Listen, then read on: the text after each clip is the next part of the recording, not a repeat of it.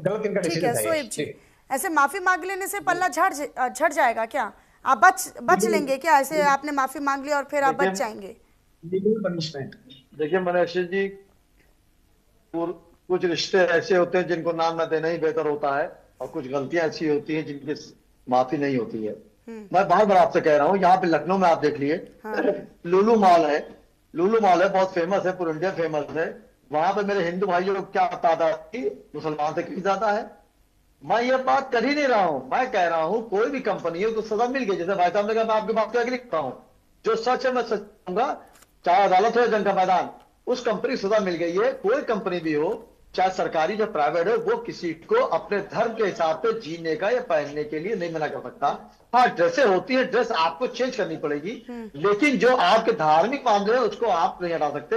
ये मैं आपके साथ खुद बात कह रहा हूं, चाहे वो हिजाब हो, चाहे घूंघट हो, चाहे कलावा हो, चाहे बिंदी हो, किसी के साथ नहीं खेल सकते।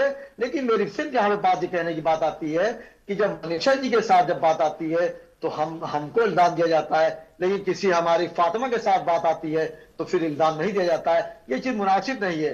नीतीश साहब इतने बड़े मुख्यमंत्री थे, देखिए आपने भी बात मानी, मैं उनका सम्मान करता हूँ, मेरा ननिहाल भी बिहार का, सिवान का है, मैं उनका सम्मान आज भी करता हूँ, हमारे गार्जियन है, हमारे तुल्य है बिहार को। लेकिन उन्होंने हाथ से उसका हिजाब खींच लिया, उस औरत ने नौकरी छोड़ दी, वो बंगाल चली गई, फिर लौट के आई, वगैरह वगैरह।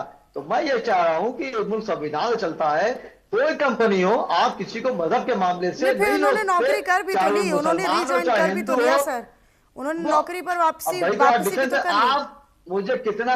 मुझे कितना अच्छा लगता मनीषा जी डिफेंस में फौरन आ जाती, काश इस तरह मुसलमानों के लिए डिफेंस में आ जाइए तो नहीं, फिर तो मैं ये भी बोल दूंगी ना सर कि नियुक्ति लेने वाली भी तो एक मुस्लिम महिला थी, नियुक्ति लेने वाली भी तो एक मुस्लिम महिला है। आप बोलिए ना फिर। कह रहा हूँ मैं हिंदू मुस्लिम पे मैं बहस करता नहीं हूँ। आप मैंने कई डिबेट दी है, आप मेरे चैनल, कितने भी चैनल में डिबेट देता हूँ, आप पूछ लिए, मैं वाहिद शख्स ऐसा हूँ कि मैंने कभी हिंदू मुस्लिम बात ही नहीं करी, कि मैं सबसे हिंदुस्तानी उसके बाद तो ही हूँ। ऐसी कंपनियों को सजा होनी चाहिए ना।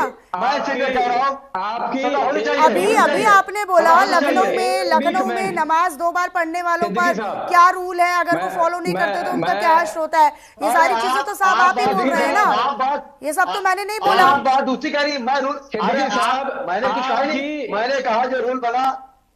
हाँ बोलिए बोलिए। आपकी एक भी कमेंट अब तक जो है यूनिफॉर्मली नहीं आई है। आप केवल और केवल मुस्लिम इंटरेस्ट को फोकस करके सारी स्टेटमेंट दे रहे हो अभी तक अपनी। चाहे आपकी वो ग्राउंड में नमाज की थी, आप बात करते कि आप बंसल बोलिए, आप जो है नीतीश कुमार जी की तरफ चले गए। आपने एक बार भी खुले दिल से नहीं कहा कि ये गलत हुआ है, हिंदुओं के साथ गलत हो रहा है। मैं यही सुनना चाह रही हूं। अरे क्या बार कह दे, सुनिए तो। नहीं भाई साहब, अरे आप बोलने तो देंगे, क्या बार बोले भाई, मैं बोल रहा हूँ गलत है। पूरी बात मैं आपको बता रहा हूँ। आप बोल रहे हैं गलत, पर घुमा के बोल रहे हैं ना, सरेआम नहीं बोल रहे हैं आप। भाई ये जो दोगला है चेहरा है, आना पड़ेगा। आप चक्र करिए, मैं सेटलर हूँ, आप सेटलर बनिए, मैं सेटलर हूँ, आप बनिए सेटलर। नहीं ऐसा नहीं है, ऐसा नहीं है। बात करिए ना, आप सेटलर बनिए, मैं सेटलर हूँ, आप बनिए सेटलर। नहीं गलत कुछ नहीं, गलत है। मैंने नमाज का कहा नहीं, गलत नहीं, गलत है। तो क्लियरली डिनाई करिए ना कि गलत हुआ है, बात खत्म होगी है बस। मैं कर रहा हूँ, मैं डिनाई कर रहा हूँ, दूसरे कह रहा हूँ। लेके आ रहे हो आपने, क्यों नहीं देंगे, क्यों नहीं देंगे आप, क्यों नहीं देंगे आप महिला के साथ पीछे नहीं दे जाएगा। आप महिलाओं के साथ नहीं आज जब मुस्लिम महिला का होगा तो क्यों नहीं बोलेंगे? उस पे बहुत डिबेट हुई है, क्यों नहीं बोलेंगे? होगा आप उस पे बोलना, हम भी बोलेंगे। शैलेश आनंद जी, शैलेश आनंद जी, ठीक है, शैलेश आनंद जी कुछ कहना चाह रहे हैं, ठीक है शैलेश आनंद जी। नमाज कैसे पढ़ लोगे आप? अरे मैं कह रहा हूँ कि देखिए, मैं कह रहा हूँ कंपनी गलत किया, मैं कह रहा हूँ कंपनी ने गलत किया। किसी ने रोका है? आप परमिशन किसी ने रोका है भाई साहब? आप रोड पे नमाज पढ़ोगे, आप ग्राउंड में कैसे अलाउ कर देंगे? बताइए आपको कैसे पॉसिबल है?